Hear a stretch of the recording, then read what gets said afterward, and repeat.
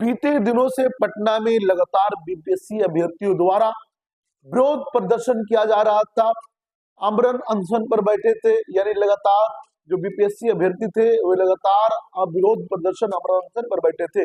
इसी बीच जन स्वराज पार्टी के सूत्रधार प्रशांत किशोर भी पटना के गांधी मैदान में आमरण अनशन पे बैठ गए, भूख हड़ताल पर बैठ गए और प्रशांत किशोर से ज्यादा उनकी वैनिटी वैन की चर्चा होने लगी।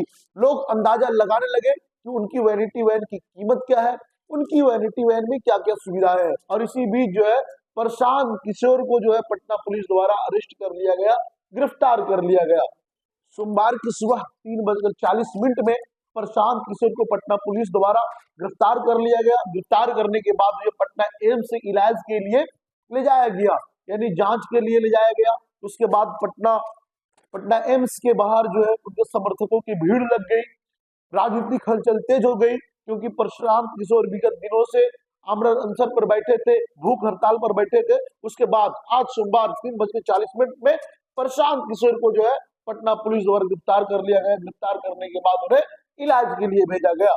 अब देखना है कि क्या बिहार की हलचल, बिहार की राजनीति क्या होती है, बिहार की राजनीति में क्या नया मोड़ आता है, देखना भी इस बात को है। आपको बता दें कि बीते दिनों से जब प्रशांत किशोर भूख हड़ताल पर बैठे थे तो पुलिस उनसे बार बार कह रही थी कि भूख हड़ताल तोड़ दे, आमरण अनशन तोड़ दे, लेकिन प्रशांत किशोर किसी भी हाल में वो मानने को तैयार नहीं थे। प्रशांत किशोर उनकी बातों को बार बार इनकार कर रहे थे और बात को नहीं मान रहे थे, इसलिए उन्हें पटना पुलिस द्वारा गिरफ्तार कर लिया गया। जन स्वराज पार्टी के सूत्रधार प्रशांत किशोर को जब मेडिकल जांच कराया गया तो किसी भी प्रकार की चिंता नहीं जताई गई, यानी किसी भी तरह का दिक्कत नहीं बताया गया।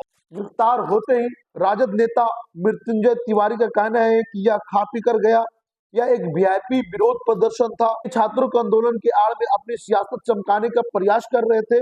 अब तो सरकार और प्रशांत किशोर पर भी गंभीर सवाल उठ रहे हैं, दोनों ही पूरी तरह से एक्सपोज हो गए। ये स्टेटमेंट राष्ट्रीय जनता दल के मृत्युंजय तिवारी का है और उनका कहना है कि जो है सरकार और प्रशांत किशोर एक्सपोज हो गए हैं। प्रशांत किशोर और सरकार की मिली भगत है। पिछले 4 दिनों से लगातार नाटक चल रहा था।